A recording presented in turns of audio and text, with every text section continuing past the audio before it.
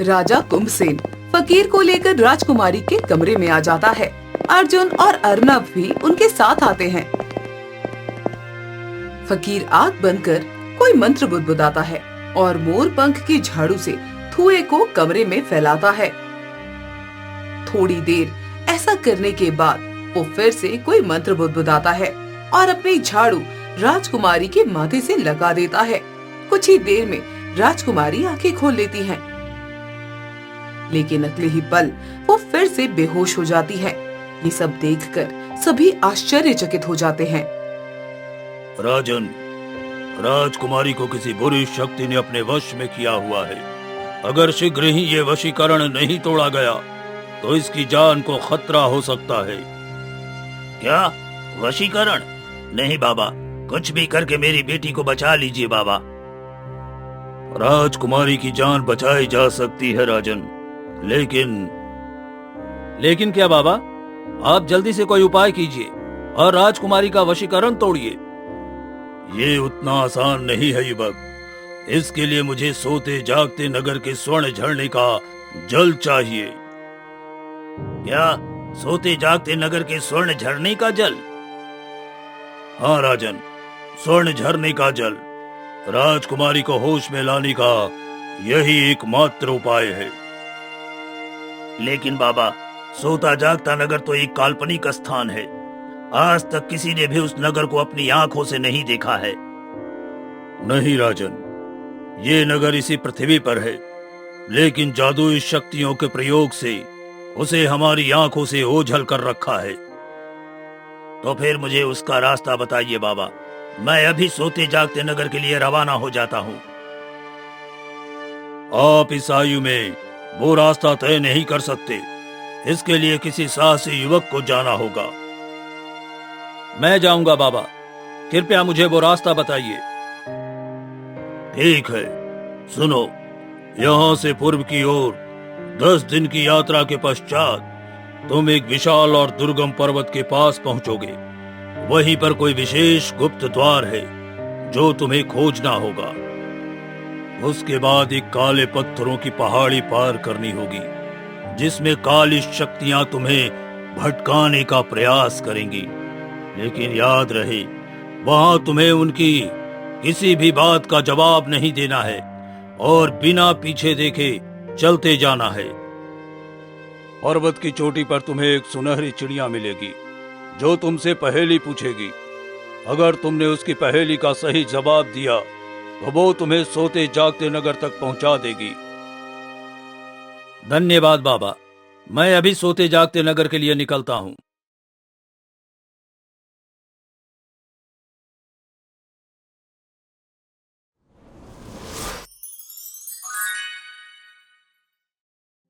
महाराज विक्रम सिंह और मंत्री भैरव सिंह महल के एक बड़े से कमरे में बैठे बातें कर रहे थे। तो कहिए मंत्री जी, आपकी क्या राय है? आपका विचार बहुत ही उत्तम है महाराज। इसमें हमें कुंदनगढ़ की विशाल सेना का सहयोग तो मिलेगा ही, साथ ही पड़ोसी राज्यों से भी अच्छे संबंध बनेंगे, जो आगे चलकर हमारे राज्य के लिए बहुत ही लाभकारी सिद्ध होगा। मंत्री जी, मंत्री जी, मंत्री जी, कभी तो राज्य और प्रजा के अलावा भी कुछ सोचा कीजिए। आखिर आप भी एक पुत्र के पिता हैं। राज्य के अलावा उसके भविष्य का सोचना भी आपकी जिम्मेदारी है। क्षमा करें महाराज, मैं तो एक साधारण सा मंत्री हूँ। आपकी जितनी बुद्धि और विवेक मेरे पास नहीं है। मुझे तो मंत्री ही रहने दीजिए। ये पिता की भूमिका भी आप ही संभालिए। लेकिन मंत्री जी, अर्जुन के साथ साथ आपका पुत्र भी अब विवाह योग्य हो गया है। आपकी भी तो उसे लेकर कुछ अभिलाषाएं होंगी। शर्मिंदा ना कीजिए महाराज, आपने कभी एहसास तक नहीं होने दिया कि अर्नव मेरा पुत्र है। युवराज अर्जुन और अर्नव को आपने हमेशा एक सा प्रेम दिया। शिक्षा दीक्षा से लेकर आज तक आप ही ने उसकी सभी जरूरतें पूरी की है। इसलिए आप जाने और आपके पुत्र जाने, मुझे तो मंत्री ही रहने दीजिए। अर्नव मेरे लिए भी बेटे से कम नहीं है। और फिर आप ये क्यों भूल जाते हैं कि मंत्री से पहले आप हमारे मित्र हो। महाराज विक्रम सिंह और मंत्री भैरव सिंह बात करते करते हंसने लगते हैं। इतने में अर्जुन और अर्नव कमरे में प्रवेश करते हैं। महाराज को प्रणाम कर अर्जुन कहता है, आपने हमें बुलाया महाराज? हाँ अर्जुन, हमने आज कुछ निर्णय लिया है और चाहते हैं कि आप दोनों को उससे अवगत करा दें। हमें आपका हर निर्णय स्वीकार है महाराज, आप आदेश करें। देखो भाई, हम लोग अब बूढ़े हो चुके हैं। अब ज्यादा दिन ये राजकाज का बोझ नहीं संभाल सकते। इसलिए हम चाहते हैं कि आप दोनों अपनी गृहस्थी बसा लें और हमें इस राजकाज के झंझट से मुक्त करें। लेकिन पिताजी, अभी तो हमारे खेलने खाने के दिन हैं। अभी से शादी और राजकाज की जिम्मेदारी ये हमसे नहीं होगा। अरे भाई, अब और कब तक हम बूढ़ों से काम करवाते रहोगे? क्यों मंत्री जी, हमने सही कहा ना? महाराज सही कह रहे हैं अर्जुन, अब तुम्हें अपनी जिम्मेदारी संभाल लेनी चाहिए। महाराज ने कुंदनगढ़ की राजकुमारी पल्लवी को तुम्हारे लिए पसंद किया है। कहते हैं पल्लवी से ज्यादा सुंदर, गुणी और सभ्य लड़की इस समय समस्त भारतवर्ष में कोई और नहीं है। हाँ अर्जुन, हमने कुंदनगढ़ के राजा कुंभसेन को तुम्हारे आने की सूचना भिजवा दी है। उन्हें ये रिश्ता मंजूर है। तुम लोग राजकुमारी पल्लवी से मिल लो। अगर वो तुम्हें पसंद आए तो हम तुम्हारा विवाह कर देंगे। अर्जुन और अर्नव कमरे से बाहर चले जाते हैं।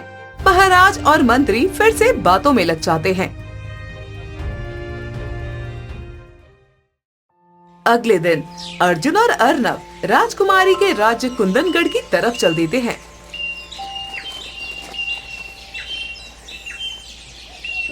अर्जुन, हम इतनी मेहनत करके अपनी ऑडियंस के लिए रहस्य और रोमांच से भरी जादुई कहानियां बनाते हैं। लोग कहानियां पसंद भी कर रहे हैं, लेकिन हमारे 98% व्यूवर्स ने अभी तक चैनल सब्सक्राइब नहीं किया है। ये तो बहुत गलत बात है दोस्तों। आप लोग ही हमारी असली शक्ति हैं। इसलिए अभी के अभी चैनल को सब्सक्राइब करें। आपके सब्सक्राइब करने और प्यारे प्यारे कमेंट से हमें मोटिवेशन मिलता है। तो दोस्तों, अभी चैनल को सब्सक्राइब करके कमेंट्स में जय हिंद लिखें। राजकुमारी पल्लवी अक्सर अपनी सहेलियों के साथ एक झरने पर स्नान करने जाया करती थी। आज भी वो अपनी सहेलियों के साथ इस झरने की तरफ जा रही थी। सुना है राजकुमार अर्जुन सिंह दिखने में जितने सुंदर है उतने ही बहादुर और चालाक भी है। उनके मुकाबले का राजकुमार पूरे संसार में नहीं है। हाँ तो क्या हुआ, हमारी राजकुमारी की सुंदरता की चर्चा तो इंद्रलोक में भी होती है। राजकुमार को हमारी पल्लवी का एहसान मानना चाहिए जो उससे विवाह के लिए हाँ कर दी है। अरे अब बस भी करो तुम दोनों, पता नहीं क्या अनाप शनाप बातें किए जा रही हो। देखो तो बेचारी कितनी भोली है, जैसे हमें कुछ पता ही नहीं है। वैसे जब से राजकुमार अर्जुन के आने का समाचार मिला है तब से किसी के चेहरे की लाली ही बढ़ गई है। ऐसे ही हंसी मजाक करते हुए वे तीनों झरने के पास पहुंच जाती है। झरने का दृश्य बहुत ही मनमोहक था। साफ नीला पानी, किनारों पर उगे रंग बिरंगे फूल और उन पर इठलाती तितलियां, झरने की कलकल से सुर मिलाती कोयल की कूक, मानो धरती पर स्वर्ग का एहसास करा रही हो। वे तीनों ऐसे ही हंसी ठिठोली करती हुई पानी में उतर जाती हैं। एक दूसरे पर पानी उछालते हुए वे स्नान का आनंद ले रही थी कि अचानक राजकुमारी अचेत होकर गिर जाती है। दोनों सहेलियां राजकुमारी को पानी से बाहर निकाल लाती हैं और उसे होश में लाने का प्रयास करती हैं। बहुत कोशिशों के बाद भी जब राजकुमारी को होश नहीं आता तो वे सिपाहियों की मदद से उन्हें महल में ले जाती हैं। अर्जुन और अर्नब कुंदनगढ़ पहुंच चुके थे। राजा कुंभसेन उनसे वार्तालाप कर रहे थे। तभी उन्हें राजकुमारी के कमरे से शोर सुनाई देता है। ये कैसा शोर है? ये शोर तो राजकुमारी के कक्ष की ओर से आ रहा है। हमें चलकर देखना चाहिए। राजा कुंभसेन, अर्जुन और अर्नब राजकुमारी के कमरे में जाते हैं, जहां राजकुमारी पल्लवी मूर्छित अवस्था में अपने पलंग पर लेटी हुई थी। राजवैद्य उनको होश दिलाने का प्रयास कर रहे थे। ये सब देखकर राजा चिंतित हो जाते हैं। उनकी सहेलियों से वो पूछते हैं, क्या हुआ राजकुमारी को? इनकी ये अवस्था कैसे हुई? दोनों सहेलियां डर से कांपते हुए सारी बात बता देती है। उनकी बात सुनकर राजा कहता है, ऐसा कैसे हो सकता है? राजकुमारी तो अक्सर उस झरने के पास जाया करती है। अब से पहले तो ऐसा कुछ भी नहीं हुआ। महाराज, मुझे लगता है ये सब झरने के कारण नहीं हुआ है। तो फिर क्या कारण हो सकता है वैद्य जी? राजकुमारी तो पूरी तरह से स्वस्थ थी, फिर अचानक वो मूर्छित कैसे हो गई? कुछ समझ में नहीं आ रहा महाराज। ऐसा लगता है कि राजकुमारी मूर्छित नहीं है। मूर्छित नहीं है? क्या मतलब है आपका? महाराज, मैं यकीन से तो नहीं कह सकता, किंतु मुझे लगता है कि राजकुमारी किसी बुरी शक्ति के वश में है। लेकिन आप चिंता मत कीजिए, राजकुमारी बहुत जल्द अच्छी हो जाएंगी। राजवैद्य राजा को विश्वास दिलाता है कि राजकुमारी जी ठीक हो जाएंगी, लेकिन अपना समस्त ज्ञान लगाकर भी राजकुमारी को होश में नहीं ला सके। कई दिन बीत गए। कई वैद्य, ओझा, पंडित और तांत्रिक अपनी जोर आजमाइश कर गए, लेकिन कोई भी राजकुमारी को होश में न ला सका। सारे राज्य में इस बात की खबर फैल गई कि सभी प्रजाजन राजकुमारी के लिए प्रार्थना कर रहे थे। राजसभा में भी मायूसी छाई हुई थी। किसी को कोई उपाय नहीं सूझ रहा था कि तभी एक सैनिक आकर कहता है,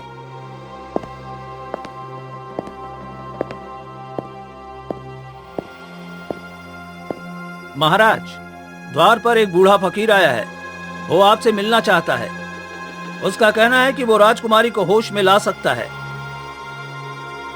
उन्हें आदर सहित अंदर ले आओ।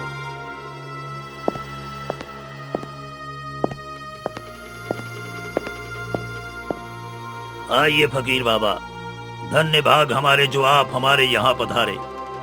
कृपया कर मेरी पुत्री को बचा ले फकीर बाबा। चिंता मत करो राजन, सब ठीक हो जाएगा।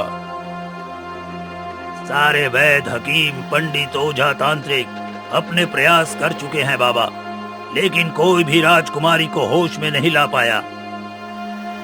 फकीरों के पास विशेष सिद्धियां होती हैं राजन, जिनके प्रयोग से असाधारण रोग भी ठीक किए जा सकते हैं।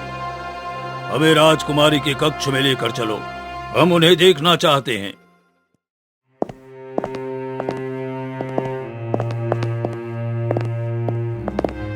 राजा कुंभसेन फकीर को लेकर राजकुमारी के कमरे में आ जाता है। अर्जुन और अर्नब भी उनके साथ आते हैं। फकीर आग बंद कर कोई मंत्र बुदबुदाता है और मोर पंख की झाड़ू से धुएं को कमरे में फैलाता है। थोड़ी देर ऐसा करने के बाद वो फिर से कोई मंत्र बुदबुदाता है और अपनी झाड़ू राजकुमारी के माथे से लगा देता है।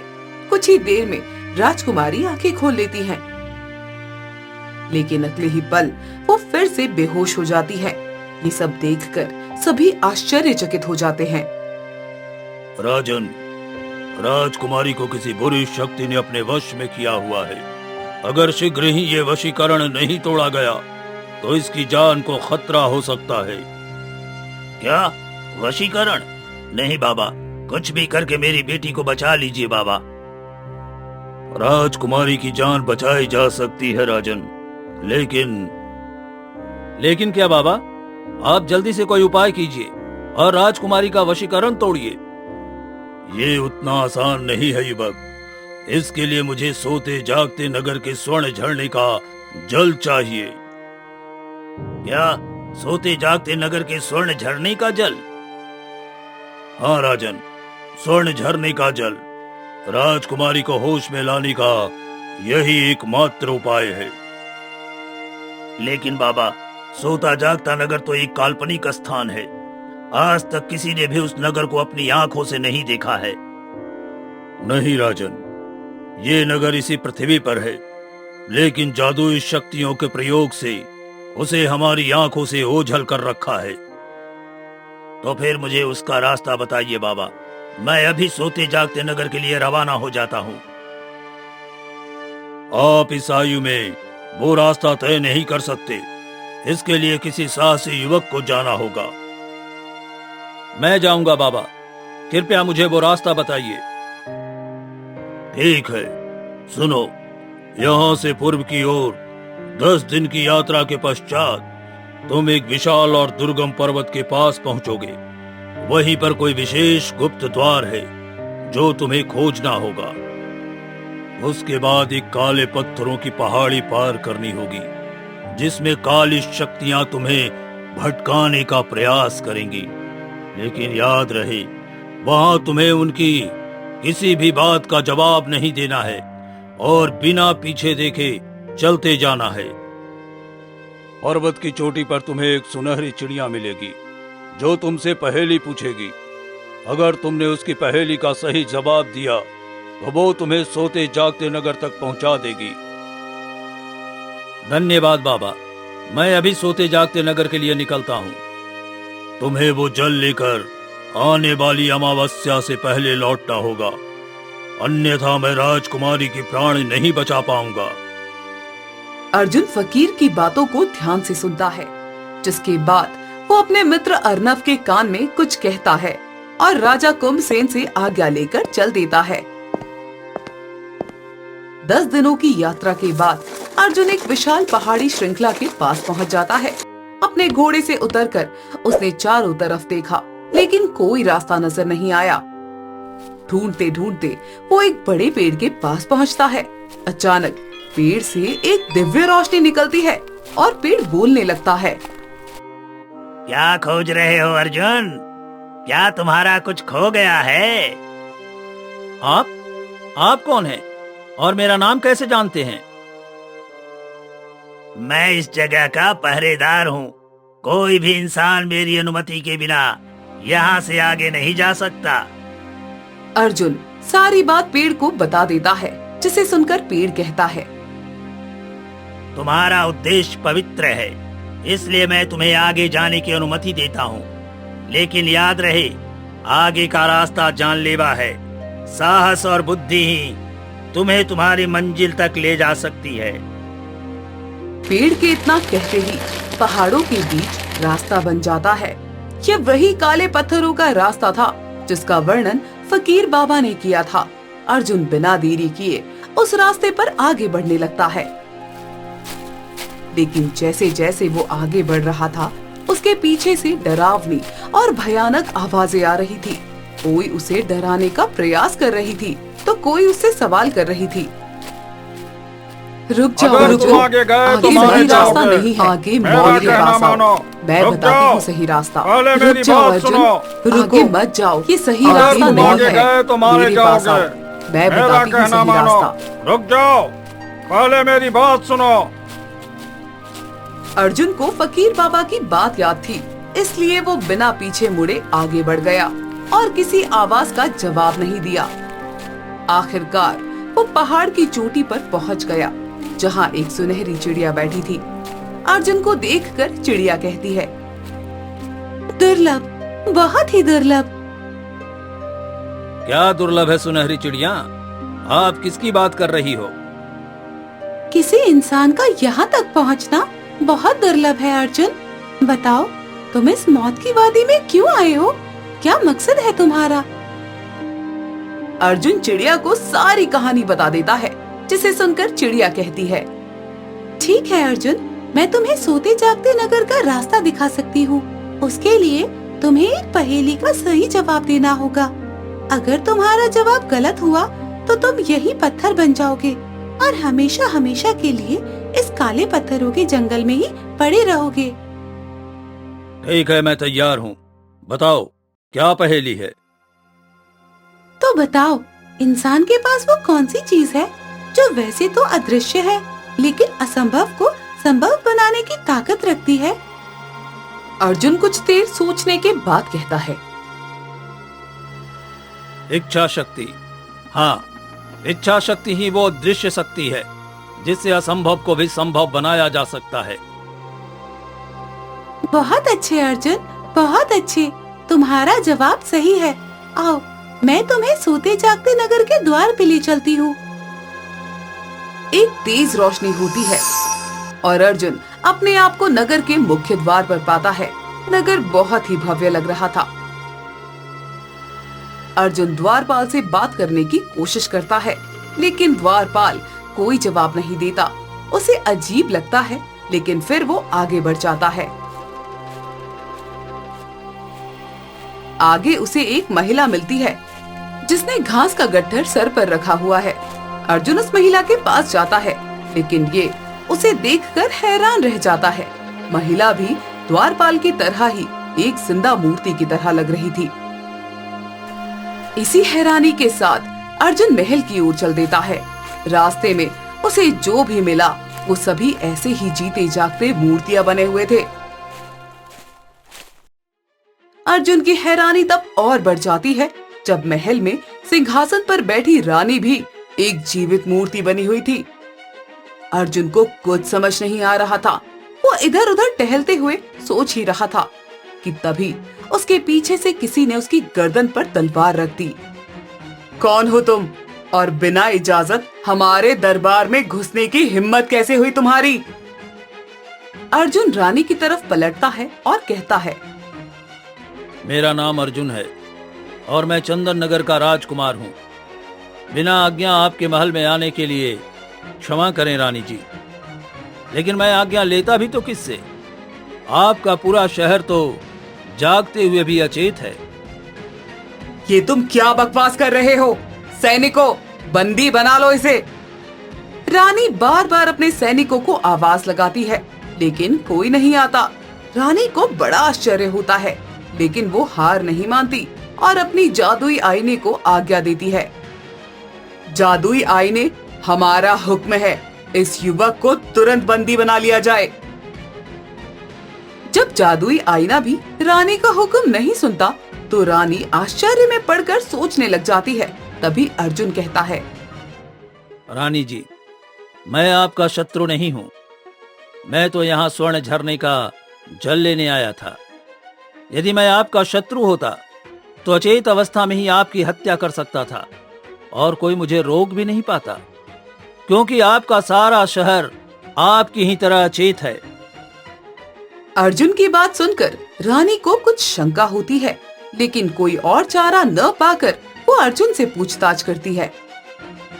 रानी साहिबा, ये बड़े आश्चर्य की बात है कि आपके शहर का प्रत्येक व्यक्ति अपने अपने कार्य में व्यस्त है, लेकिन ऐसा लग रहा है कि जैसे उसके लिए समय ठहर गया हो। जो भी जिस अवस्था में है, उसी अवस्था में एक जीती जागती मूर्ति बन गया है। अब समझ आ रहा है, ये सब वही कर रहा है। कौन क्या कर रहा है रानी जी? अर्जुन के पूछने पर रानी बताती है कि एक दानव रानी से विवाह करना चाहता था और रानी के मना करने पर उसने स्वर्ण झरने पर अपने जादू से कब्जा कर लिया। अब जब भी वो महल से बाहर जाता है तो सारे नगर वासियों को जिंदा मूर्ति बना जाता है, ताकि कोई उसके जादू को तोड़ ना सके। इसका मतलब वो दानव इस समय महल में नहीं है। हमें उसके लौटने से पहले ही स्वर्ण झरने का जादू खत्म कर देना चाहिए। रानी को अर्जुन की बात सही लगती है। वो तुरंत अर्जुन के साथ स्वर्ण झरने पर पहुंच जाती है।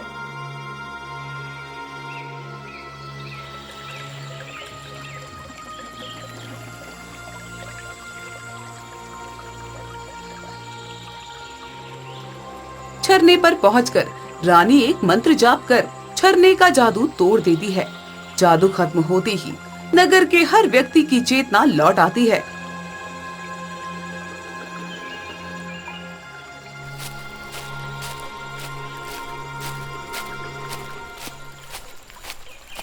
हमारा संपूर्ण राज्य आपका एहसानमंद है राजकुमार। आप ही के कारण आज हमारा राज्य उस दुष्ट दानव के श्राप से मुक्त हो पाया है। इसलिए तुम जितना चाहो उतना जल इस स्वर्ण झरने से ले जा सकते हो। धन्यवाद रानी जी, मुझे अमावस्या से पहले ही ये जल लेकर लौटना होगा, अन्यथा राजकुमारी पल्लवी के प्राण नहीं बच सकेंगे। तुम चिंता मत करो अर्जुन, मैं अपने जादुई आईने की शक्ति से तुम्हें तुरंत महल में पहुंचा दूंगी। अर्जुन झरने से जल लेकर रानी के साथ जादुई आईने के पास जाता है। रानी अपने आईने को आज्ञा देती है, बता मेरे जादुई आईने, क्या हुआ है राजकुमारी पल्लवी को और अब उनकी हालत कैसी है?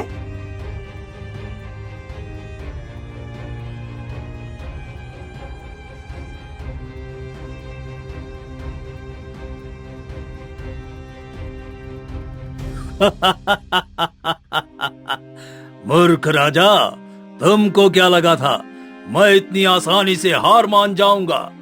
नहीं, तुम्हारे पूर्वजों ने जो मेरे बाप दादा के साथ किया है उसका परिणाम तो तुम्हें भुगतना ही पड़ेगा। और तुमसे भी बड़ा मूर्ख है वो राजकुमार अर्जुन, सोचता है उस जल से राजकुमारी को बचा लेगा, लेकिन उस बेवकूफ को ये नहीं पता कि उस जल को पाते ही मेरी शक्तियां असीम हो जाएंगी। अर्जुन, ये कोई फकीर बाबा नहीं बल्कि एक दुष्ट तांत्रिक है जो राजा कुंभसेन से बदला लेने के लिए राजकुमारी पल्लवी की बलि देना चाहता है। नहीं, ये नहीं हो सकता, मुझे राजकुमारी को बचाना होगा।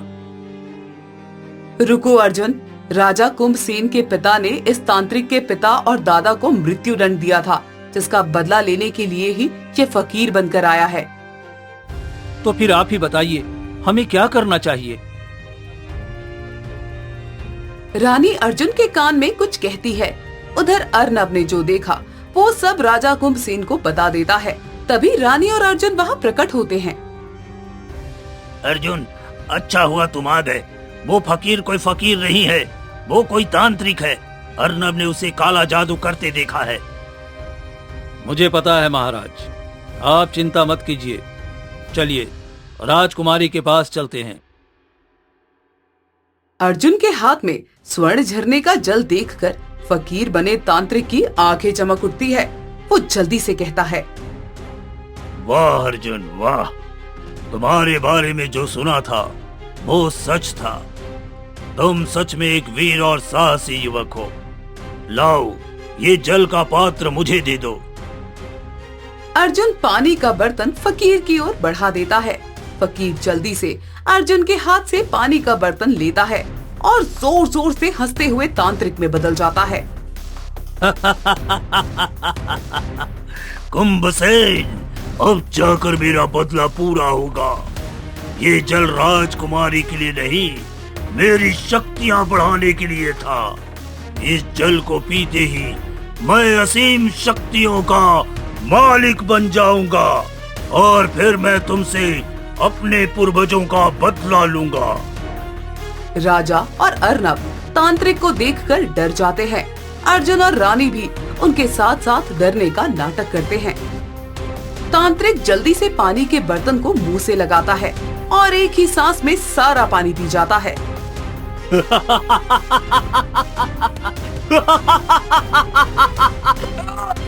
नहीं, नहीं, ये क्या हो रहा है? नहीं, मेरा दम क्यों घुट रहा है? तुम्हें क्या लगा तांत्रिक, तुम छल करोगे और हमें पता भी नहीं चलेगा? ये झरने का जल नहीं था। क्या पिला दिया मुझे? क्या पिला दिया मुझे? ये स्वर्ण झरने का जल नहीं, विष था तांत्रिक। तुमने जो छल किया था वो लौटकर तुम्हारे पास ही आ गया। देखते ही देखते तांत्रिक के प्राण निकल जाते हैं और वो काला धुआं बनकर उड़ जाता है। तब रानी स्वर्ण झरने का जल अर्जुन को देती है। अर्जुन राजकुमारी पल्लवी के चेहरे पर जल छिड़कता है। कुछ ही देर में राजकुमारी को होश आ जाता है और इस तरह अर्जुन ने अपने साहस और बुद्धि से सबका दिल जीत लिया।